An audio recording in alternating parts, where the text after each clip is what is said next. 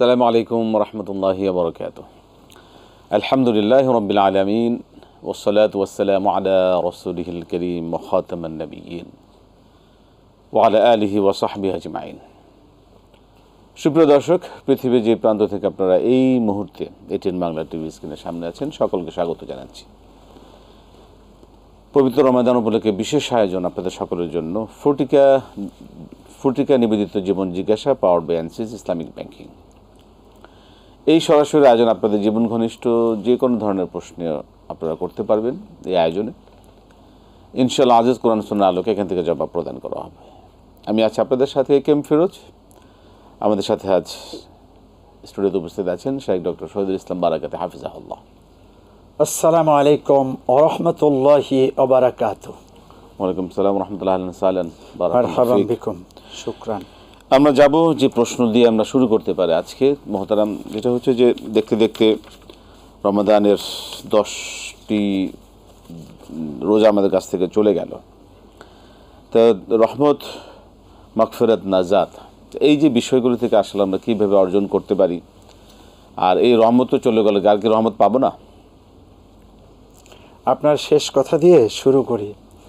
রহমত পাবো না এটা বললে আগামীকাল আল্লাহর দয়া থেকে আমরা বঞ্চিত হব।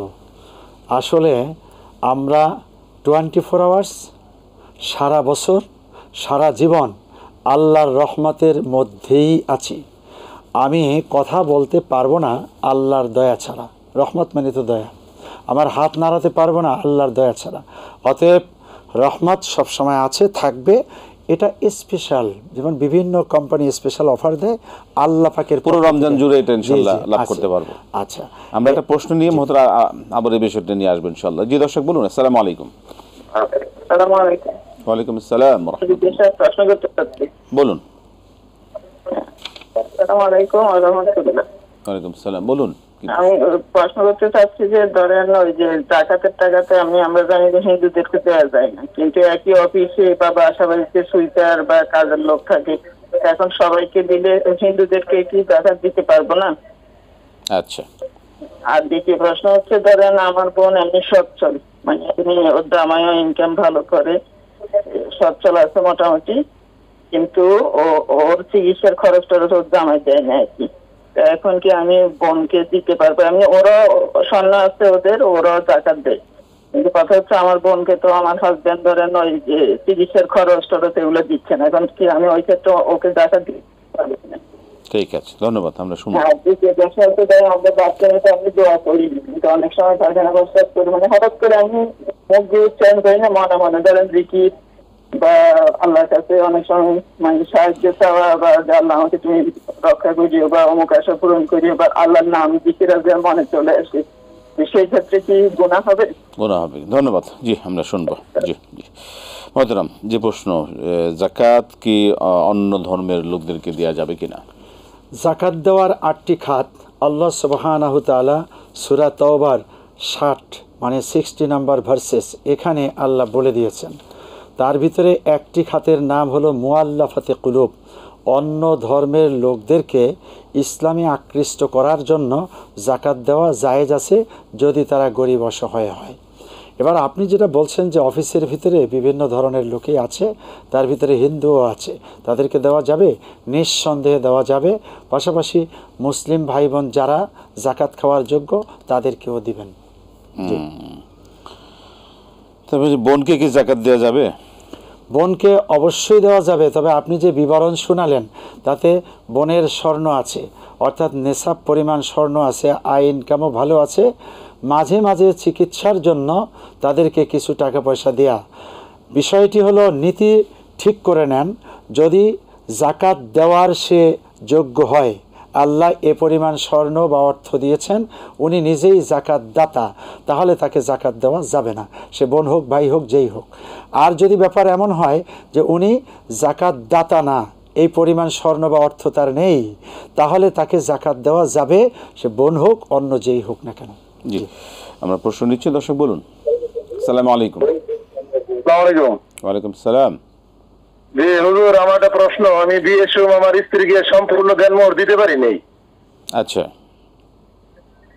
জি। কিন্তু এখন আল্লাহ আমার তৌফিক দিচ্ছে, সম্পূর্ণ দিয়ে দিছি। এখন কি স্ত্রী আমার প্রতি আর কোনো দাবি আছে? আপনি কি এখন দিয়ে দিয়েছেন? হ্যাঁ, জি জি জি জি। আগে দেন না, এখন দিয়েছেন? জি। হ্যাঁ, আগে দিছিলাম অল্প পরিমাণে, এখন সম্পূর্ণ দিয়ে দিচ্ছি। এখন কি তার সে কি আমার প্রতি আর কোনো দাবি আছে কিনা অনুযায়ী, শরিয়া অনুযায়ী জানতে চাই। এখন দিয়েছেন, ঠিক আছে ঠিক আছে, ধন্যবাদ, আমরা শুনবো, ধন্যবাদ। জি। টয়লেটে যদি কোনো কারণে মন থেকে জিকির আসে বা কোনো দোয়া আসে, এগুলি কি গুনাহ হবে? টয়লেট চলন্ত অবস্থাতে, অর্থাৎ পেশাব পায়খানা চলছে, এ অবস্থাতে মনের মধ্যে কোনো জিকির আল্লাহর নাম না এনে আপনি যদি অজান্তে চলে আসুক, আপনি স্বেচ্ছায় সজ্ঞানে এই সময় কোনো জিকির আজকার করবেন না। তবে এটাও কিন্তু আল্লাহ পাকের রহমত, আপনার টয়লেটটা ঠিকমতো হচ্ছে, সেই জন্য আল্লাহর শুকরিয়া আদায় করবেন যখন আপনি টয়লেটের কাজটা শেষ করলেন। আর একটা হলো যে আপনার টয়লেটিংটা চলছে না, কিন্তু আপনি টয়লেটের ভিতরে, অর্থাৎ ওয়াশরুমরা বাথরুম এটার ভিতরে, এ অবস্থাতে যদি পবিত্র হয় জায়গাটি, পরিষ্কার পরিচ্ছন্ন হয়, তাহলে আল্লাহ পাকের জিকির নাম এগুলো চলে আসলে কোনো সমস্যা নেই।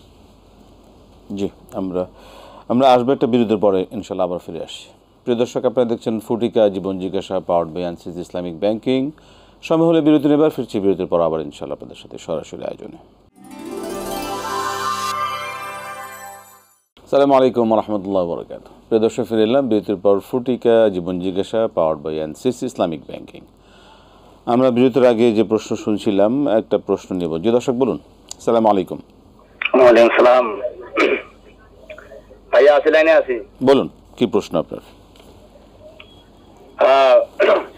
আসসালামু আলাইকুম। ওয়ালাইকুম সালাম রহমতুল্লাহ। আমি কথা বলতেছি জি। ঠাকুরগাঁও জেলার পীরগঞ্জ থানা চাপরগ্রাম থেকে মোহাম্মদ খলিল। জি খলিল সাহেব, বলুন, প্রশ্ন বলে ফেলুন। আজকে আমি যে বিষয়টি জানতে চাচ্ছিলাম হুজুরের কাছে, আমার একটি বাচ্চা আছে, 9 থেকে 9.5 বছর বয়স। হুজুরের কাছে আমার প্রশ্ন যে এই বাচ্চাটি মানে নামাজ কতদিন পর্যন্ত ফরজ, পাশাপাশি এই মুহূর্তে আমি আরবি লাইনে ভর্তি করবো কিনা এটা একটু জানাবেন। এটা আমার বলার ছিল। আর বাংলা পড়তেছে এই মুহূর্তে। আজ এই পর্যন্তই, এই বিষয়টি একটু জানাবেন। আসসালামু আলাইকুম। আচ্ছা, রহমতুল্লাহ। মহতরম, প্রশ্ন ছিল দেনমোহর আগে দেননি, এখন প্রদান করেছেন, আর কি কোনো দায়িত্ব আছে স্ত্রীর? দিতে হবে? স্ত্রীরও দায়িত্ব আছে, আপনারও দায়িত্ব আছে। দেনমোহর তো হলো একটা পার্ট, বিয়ে শাদীর সময় দেনমোহর ধার্য করা এবং সেটাকে আদায় করে দেয়া। প্রথম কথা হলো যে আপনি আদায় করছেন, থ্যাংক ইউ, কিন্তু আপনি অনেক বিলম্ব করেছেন, এমনটি করা উচিত নয়। আপনার মাধ্যমে, আপনার প্রশ্নের মাধ্যমে বিশ্ববাসীকে জানাই, দেনমোহর কদ আলিমনা মা ফরদনা আলাইহিম ফি আজওয়াজিহিম, আল্লাহ বলছেন তাদের স্ত্রীদের ব্যাপারে কি আমি ফরজ করেছি সেটা আমি জানি। তার মানে এটা একটা ফরজিয়াতের বিষয়, এটা আবশ্যকীয় বিষয়, বাকি রাখা ঠিক নয়। তারপরেও বাকি রাখলে যত দ্রুত পারা যায় আদায় করে দেয়া। এখনকার দায়িত্ব হলো, উনি স্ত্রী, ওনার হক হলো খোরপোশ, আপনার অধীনে সম্মানের সাথে থাকবে। আবার আপনার হক হলো আপনার খেদমত উনি করবেন, প্রয়োজনীয় কাজকর্ম করবেন। পরস্পরের মধ্যে মিল মহব্বত কোনোদিন যাতে ফাটল ধরে না। জি, আমরা প্রশ্ন নেব। দর্শক কে আছেন, বলুন। সালাম আলাইকুম। সালাম আলাইকুম। জি, কে আছেন, বলুন, কি প্রশ্ন? জি, লাইন নিতে পারছি না, দুঃখিত। বাচ্চা 9.5 বছর বয়স, এই বয়সে কি তার ইবাদত তার উপর ফরজ কিনা, বা কি করতে পারেন? হ্যাঁ, রাসূল কারীম সাল্লাল্লাহু আলাইহি ওয়াসাল্লাম বলেছেন, মুরু সিবিয়ানাকুম ইযা বালাগা 7 সিনিন, যখন তোমাদের সন্তান 7 বছরে পৌঁছে তখন তাদেরকে নামাজের হুকুম করো। এরপরে 10 বছরে যখন পৌঁছবে তখন তাদেরকে হালকা শাসন করো। আর 12 বছরে যখন পৌঁছে যাবে তাহলে পরে নামাজে বাধ্য করো। এই যে হিসাবে আপনার ছেলের হয়েছে 9.5 বছর, এখন তাকে নামাজের হুকুম করতে হবে, নামাজের তালিম দিতে হবে, সে যাতে কোনো এক ওয়াক্ত নামাজ ছেড়ে না দেয়, হ্যাঁ 12 বছরের সময় ছেড়ে দিলে গুনাহ হবে, এখন গুনাহ হবে না, তবে অভ্যাসটা এখন তৈরি না করলে পরে বিপদ হবে। আরেকটা হলো যে মাদ্রাসায় ভর্তি করেছেন, খুবই ভালো কাজ করেছেন, দ্বীনি লাইনে দিয়েছেন, আরবি লাইনে দিয়েছেন, আপনি যেটা বলছেন কোরআনের লাইনে, হাদিসের লাইনে জীবনটা প্রতিষ্ঠিত হোক, তাহলে দুনিয়া আখিরাত সবটাই পাওয়া যাবে। মানে এখন স্কুলে পড়ছেন, মাদ্রাসায় দিতে চাচ্ছেন, এটা ভালো, ভালো দিয়ে দেন। জি, আমরা প্রশ্ন নিচ্ছি। দর্শক বলুন। আসসালামু আলাইকুম। ওয়ালাইকুম আসসালাম। জি বলুন, কি প্রশ্ন আপনার? হুজুর, মানে আমি হচ্ছে প্রেগনেন্ট, ঠিক আছে? জি। তো 2 মাস রানিং। তো আমার বাসা থেকে খুব মানে চাপ দিতেছে আমার হাজবেন্ড, বিশেষ করে, যে মানে এটা ভুলবশত হয়ে গেছে, তো তার এখন চায় না। এখন সে বলতেছে নষ্ট করার জন্য, কিন্তু আমি কোনোভাবে চাচ্ছি না নষ্ট করতে। তো এখন আমি কি করবো? ওরা মানে অনেক বুঝাইছে, বুঝানো পড়ার যে কথাগুলো শুনতেছে না। এর আগেও আরেকটা বাচ্চা হয়েছে, মানে আমার তো 3টা সিজার হয়েছে, তো এখন একটা মেয়ে চার, সেই জন্য সে আর বলতেছে, তবে ডাক্তার বলছে কোনো সমস্যা হবে না। তো এখন আমি কি করতে পারি? জি ধন্যবাদ। আপনি শুনুন জবাব। জি, একটু বুঝতে চাচ্ছি কি প্রশ্ন করলো। উনি 2 মাসের প্রেগনেন্ট। জি। হাজবেন্ড এই সন্তান দুনিয়াতে আসুক চাচ্ছেন না, বলছেন যে এই সন্তান নষ্ট করে দাও। এখন স্ত্রী যিনি প্রেগনেন্ট, তিনি এটা চাচ্ছেন না। এর আগের 3টি সিজার ছিল, বলছে এখন ডাক্তারের সাথে কথা, ডাক্তার বলেছে না কোনো সমস্যা নেই, এটা হয়ে যাবে, সমস্যা হবে না। শুকরান জাযাকুমুল্লাহ। জি বোন, আপনি যে বিষয়টায় অটল আছেন, অর্থাৎ আপনার বাচ্চাটাকে আপনি নষ্ট করবেন না, এটাই সঠিক। আর হাজব্যান্ড যে পদ্ধতিটা চাইছে যে এটাকে যে করেই হোক ক্রাশ করে দিয়ে দুনিয়াতে যাতে এই সন্তান আসতে না পারে, এটার মূল জায়গা হলো আল্লাহ পাকের বক্তব্য, ওয়ালা তাকতুলু আমওয়ালাকুম ওয়া আওলাদাকুম, তোমাদের সন্তানকে অবশ্যই তোমরা হত্যা করবে না, বেখশিয়াতে ইমলাক, তোমরা দুর্ভিক্ষে অথবা তোমাদের অভাব পড়ে যাবে, সে অভাবের ভয়ে সন্তান হত্যা না। আপনি এখন নিশ্চিত হয়েছেন একটি সন্তান আসতেছে, এমত অবস্থাতে ভ্রূণ হত্যা করা, শুক্রকীট হত্যা করা, সন্তানই হত্যা করা। অতএব এমনটি আপনারা কিছু লোক করবেন দেখেই আল্লাহ রাব্বুল আলামিন অতীতেই জানিয়ে রেখে দিয়েছেন, সাবধান, পৃথিবীতে কোনো না কোনো সন্তান আগমনের বার্তা এসেছে, আর আপনি পেটের ভিতরেই তাকে হত্যা করেছেন, তাহলে আপনি মানব হত্যাকারী। এমনটি করা যাবে না। আর ডাক্তার বলছে কোনো সমস্যা নেই, আপনি নিজে দেখতেছেন কোনো সমস্যা নাই। এ অবস্থাতে ওনাকে আপনাদের বুঝাতে হবে, উনি যাতে ওনার সিদ্ধান্ত থেকে ঘুরে আসেন। আল্লাহ তৌফিক দান করুন। আমিন আমিন। আমরা আবার আসবো, একটা ছোট্ট বিরতির সময় হলে, বিরতি থেকে আসবো। প্রিয় দর্শক, আপনারা দেখছেন ফুটিকা জীবন জিজ্ঞাসা, powered by NCC Islamic banking. সময় হলো বিরতি নেবার, ফিরছি বিরতির পর আবার ইনশাল্লাহ আপনাদের সাথে এই সরাসরি আয়োজনে। আসসালামু আলাইকুম রহমতুল্লাহি ওয়া বারাকাতুহু। প্রিয় দর্শক, ফিরে এলাম বিরতির পর। ফুটিকা জীবন জিজ্ঞাসা, powered by NCC Islamic banking. আমরা বিরতির পরে যাচ্ছি আবার দর্শকদের কাছে। দর্শক বলুন, কে আছেন, কি প্রশ্ন? আসসালামু আলাইকুম। ওয়ালাইকুম সালাম। বলুন, কি প্রশ্ন? আচ্ছা হুজুর, জি। আমার প্রশ্ন হলো, আমার কিছু সংখ্যক টাকা আছে ব্যাংকে, আর কিছু টাকা আমার হাতে আছে বাজার করার জন্য। আর আমি সাধারণত ব্যাংকে যেটা আছে এটা হিসেব করি, আমি জায়গা দিয়ে দিই। বাজারের জন্য যেগুলো জমা করে রাখছি, এইটাও কি জায়গা দিতে হবে? ঠিক আছে, জাকাত হাতে যেটা থাকে সেটা বাজার হবে। ঠিক আছে, ধন্যবাদ। আমরা শুনবো আপনার বিষয়ে। জি মোহতারাম। জি জনাব, আপনার কথায় বোঝা যাচ্ছে আপনি শ্রদ্ধাভাজন একজন মুরব্বী। আল্লাহ আপনাকে উত্তম জাযা দান করুন। হ্যাঁ, জাকাত আসলে হাতে আছে, ব্যাংকে আছে, অন্য কোনো ক্যাপিটাল মার্কেটে আছে, অথবা দোকানে পাটে কাপড় চোপড় কিনে রেখেছেন, এই সবটারই হিসাব করে জাকাত দিতে হবে। এবার প্রিন্সিপালটা হলো, জাকাতের জন্য একটি চান্দ্র বছরের দিন ঠিক রাখতে হবে। চান্দ্র বছরের দিন ধরে নেন রমাদান কারিমের 20 তারিখ, আপনি এই বছর জাকাত দিলেন। আগামী বছর 19 তারিখে আবার 1 বছর পূর্ণ হবে, তখন আপনার উপরে ফরজ হবে। তখন ওই দিনে আপনার হাতে যা আছে বাজার করার জন্য, ব্যাংকে যা আছে, দোকানে যা আছে, আর একজনের কাছে কিছু জমা আছে, এই সবটা মিলে যদি নিসাব হয় তাহলে আপনি সবটারই জাকাত দিবেন। এবার হলো হাতে কিছু টাকা খরচ করার জন্য রেখে দিয়েছেন, অসুবিধা কি? আজকে হিসাব নিকাশ করে জাকাত দেওয়ার পরে জাকাত তো আর সব টাকা চলে যাচ্ছে না। আপনি 2.5% মানে কি 100 টাকা 2.5 টাকা, আর 97.5 টাকা তো আপনার কাছে আছে, বাজার করার টাকা থাকবে ইনশাল্লাহ। জি জি, আসসালামু আলাইকুম। হ্যালো হুজুর, জি বলুন, কি প্রশ্ন? বলবো হুজুর? জি বলুন বলুন, শুনছি আমরা। হুজুর, এই যে আমার স্ত্রী আমার সাথে 40 বছর ঘর সংসার করে, বুঝলেন? আমার 4টা ছেলে সন্তান, 4টা ছেলে সন্তান। জি হ্যাঁ, 4টা ছেলে সন্তান হুজুর। জি জি ছোট মেয়েরা স্যার আই পাস করতে না এই বছর। এখন স্যার আমি আমার স্ত্রীর কাছে, স্ত্রীর নামে কিছু জমি দিয়েছিলাম, বাড়ির জমি দিছি। এখন আমার শালায়,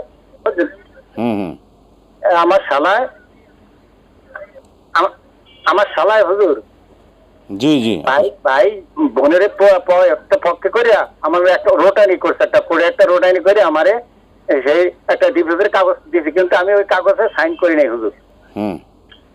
এখন স্ত্রী আমার প্রায় এই আজকের প্রায় 6 মাস আমি আমার এই বাড়ি করতে ঢুকতে দেয় না। আমি স্যার হুজুর, এইটা কি তালাক হয়েছে? আমি কাগজে সাইন করি নাই। স্ত্রীর পক্ষ থেকে আপনাকে পাঠিয়েছে, স্ত্রী কি বলে? স্ত্রী আপনাকে কি বলে? আমার বাড়িতে ঢুকতে দেয় না, স্ত্রীও দেয় না?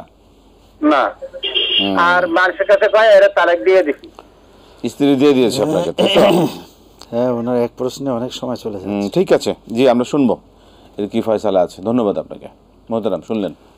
জি ভাই, আপনার প্রশ্নটা অনেক লম্বা, কিন্তু এটা শর্টে হলো, স্ত্রী আপনাকে কোর্টের মাধ্যমে ডিভোর্স দিয়ে দিয়েছে, এমনটি স্ত্রীর অধিকার আছে, পাঠাতে পারে, এটাকে বলা হয় খোলা তালাক। কিন্তু তালাক একটি সেন্সিটিভ জিনিস, এটা আমরা এখান থেকে চূড়ান্ত ফয়সালা দেব না। আপনার নিকটতম মুফতি বা অভিজ্ঞ আলেমের কাছে আপনি পুরো হিস্ট্রিটা তুলে ধরবেন এবং তার কাছ থেকে লিখিত ফতুয়া চাবেন। আপনি লিখিত স্টেটমেন্ট দেবেন, না হয় কথা এখন একরকম, একটু পরে ঘুরে যায়, তারপরে ঘুরে যায়, হারাম হয় অনেকের জীবন। এমন হারামের ভিতরে আপনি লিপ্ত হবেন না। স্ত্রী যে কাজটি করছে আপনার স্টেটমেন্ট অনুযায়ী, এটা সে অন্যায় করছে, আপনার উপরে জুলুম করছে, এই সন্তানদের উপরে জুলুম হচ্ছে, এবং আপনার শালা যেটা করছে সেটাও জুলুম। এই জালিমদেরকে আল্লাহ হেদায়েত করুন, এটা হলো আপনার স্টেটমেন্ট। এখন আসল ব্যাপারটা কি, এলাকায় ফয়সালা করে নিন। জি, আমরা প্রশ্ন নিতে পারি দর্শক? জি, আমাদের আসবে ইনশাল্লাহ, একটা বিরতির সময় হলো, বিরতি থেকে এসে ইনশাল্লাহ আমরা আরও শুনব। প্রিয় দর্শক, আপনারা দেখছেন ফুটিকা জীবন জিজ্ঞাসা, power by NCC Islamic banking. সময় হলো আবারও বিরতি নেবার, ফিরছি বিরতির পর আবার ইনশাল্লাহ আপনাদের সাথে এই সরাসরি আয়োজনে। আসসালামু আলাইকুম রহমতুল্লাহি বরকাতুহু। প্রিয় দর্শক, ফিরে এলাম বিরতির পর। ফুটিকা জীবন জিজ্ঞাসা, power by NCC Islamic banking. আমরা বিরতির পর আবারও দর্শকদের মুখোমুখি হচ্ছি। যে দর্শক বলুন। আসসালামু আলাইকুম। ওয়ালাইকুম সালাম, বলুন কি প্রশ্ন? আমার প্রশ্ন ছিল, আমার বড় বোন, মানে আমি মেজো, ও বড়, কিন্তু ও চাকরি করে, ওর একটু লোন আছে, যার জন্য ওটা স্যালারি পায়, তা দিয়ে ওর সংসারটা ঠিক মতো আসলে চলে না। তা আমার টাকা কি আমি আমার বড় বোনকে দিতে পারবো? ঠিক আছে, ধন্যবাদ। অনেক ধন্যবাদ। আর কোনো প্রশ্ন? জি, ধন্যবাদ ধন্যবাদ। মোহতারাম ইঞ্জিনিয়ার জালাল সাহেব একটা প্রশ্ন করেছেন, জানতে চেয়েছেন কি কি কাজ সদকা জারিয়া। এবং ইঞ্জিনিয়ার জালাল সাহেব দেশের একজন শীর্ষস্থানীয় নাগরিক, আপনার প্রশ্ন চমৎকার। এ লক্ষ্যে রাসূল কারীম সাল্লাল্লাহু আলাইহি ওয়াসাল্লামের হাদিস পরিষ্কার, ইযা মাতাল ইনসানু ইনকাতা আনহু আমালুহু ইল্লা মিন সালাসা, আস-সাদাকাতু জারিয়া, ওয়ালাদুন সালিহ ইয়াদউ লাহু, ইলমুন ইউনতাফাউ বিহি। মানুষ যখন মরে যায় তখন তার সমস্ত কর্মকাণ্ড আমলনামা বন্ধ হয়ে যায়। 3টি জারি থাকে। 1 নম্বর হলো সাদাকায়ে জারিয়া, 2 নম্বর হলো যে সুসন্তান যদি দোয়া করেন, 3 নম্বর হলো এমন কল্যাণকর এলেম জ্ঞান পৃথিবীর মানুষকে আপনি শিক্ষা দিয়ে গেলেন, তারা উপকৃত হয়েছে, তাদের মাধ্যমে লক্ষ লক্ষ মানুষ, এই সবটাই আপনার রুহে আপনার আমলে পৌঁছতে থাকবে।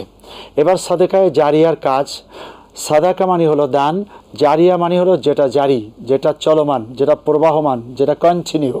যেমন আপনি মসজিদ নির্মাণ করেছেন, চলছে, মাদ্রাসা নির্মাণ করেছেন, এতিমদেরকে পড়াশোনা দিচ্ছেন, দুস্থ মানুষের সেবা করছেন, অথবা সরাইখানা তৈরি করেছেন, ডিপ টিউবওয়েল দিয়েছেন, নর্মাল টিউবওয়েল দিয়েছেন, এ জাতীয় যে কাজগুলো আপনি করছেন এই সমস্ত কাজ হলো সাদাকায়ে জারিয়া। গাছ লাগালেন, সেটাও সাদাকায়ে জারিয়া। একটি পানির প্রবাহ কোথাও করে দিয়েছেন, সাদাকায়ে জারিয়া। অর্থাৎ চলমান যা আছে এগুলো হলো সাদাকায়ে জারিয়া। জি, সেক্ষেত্রে সরকারি চাকরি করেন, সেখানে সরকারের বরাদ্দ যদি বিতরণ করতে হয়, মানে সদাকা বাবদ বা দান বাবদ বা ডোনেশন বাবদ, এই যে বিতরণ করাটা কি তিনি সদাকার সওয়াব পাবেন কর্মকর্তা হিসেবে? 1 নাম্বার হলো প্রজাতন্ত্রের একজন কর্মকর্তা হিসাবে যে দায়িত্ব পালন করতেছেন এটাও সওয়াব আছে। আল্লাহ বলছেন ফাইদা কুদিয়াতিস সলাতু ফান্তাশিরু ফিল আরদ ওয়াবতাগু মিন ফাদলিল্লাহ, নামাজ শেষ, জমিনে ছড়িয়ে পড়ো, আল্লাহর ফজল মানে হালাল রিজিক তালাশ করো।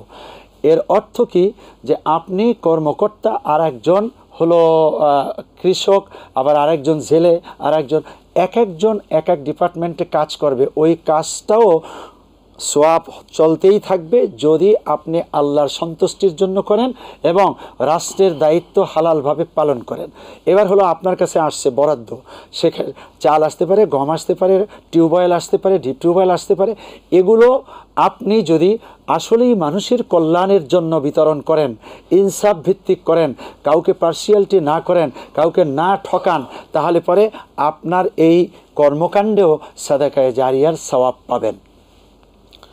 এবং সেক্ষেত্রে আমাদের কাছে মানে এরকম রিপোর্টও আছে, সরকারি অনুদান নিতে গিয়ে অনেকের ঘুষ নিয়ে দেন। এরকম যদি কোনো কাজ না করে থাকে তাহলে অবশ্যই সওয়াবের ভাগীদার হবে। আপনাকে ধন্যবাদ।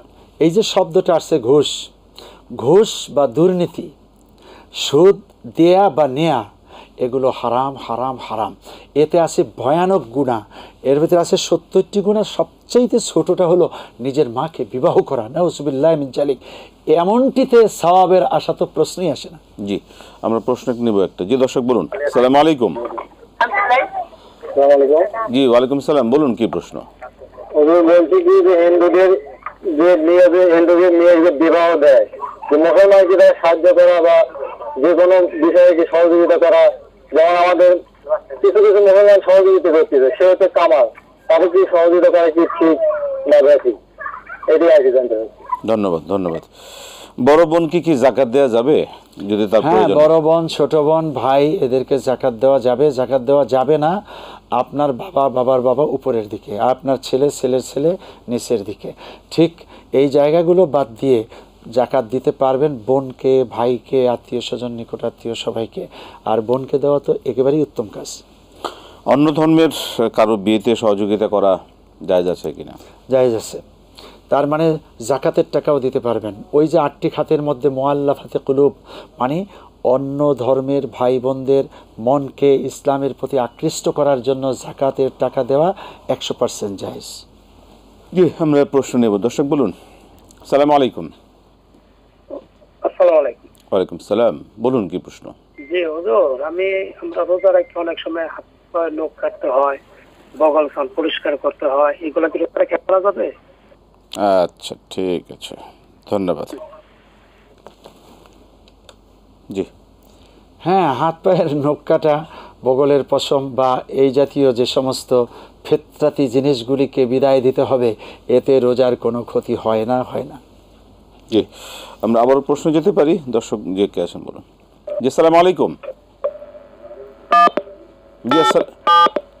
জি জি জি, আপনার লাইন পেয়ে গিয়েছে, তাই আর বাটন টেপা দরকার নেই। বলুন। আসসালামু আলাইকুম। আসসালামু আলাইকুম। ওয়ালাইকুম সালাম, বলুন কি প্রশ্ন? জি, হ্যালো, আসসালামু আলাইকুম। জি, দুঃখিত, আমরা আপনার ফোনটা নিতে পারলাম না, এত সময় এখানে দেওয়া যাবে না, খুব অনেকে ব্যস্ত থাকেন, অপেক্ষায় থাকেন। পরবর্তী প্রশ্ন। জি দর্শক বলুন। আসসালামু আলাইকুম রাহমাতুল্লাহ। ওয়ালাইকুম সালাম, বলুন কি প্রশ্ন। হুজুর, আমি বীরগঞ্জ থেকে বলতেছিলাম, দিনাজপুর বীরগঞ্জ থেকে। জি বলুন। আমার মেয়ের ম্যাট্রিক পরীক্ষা সামনে,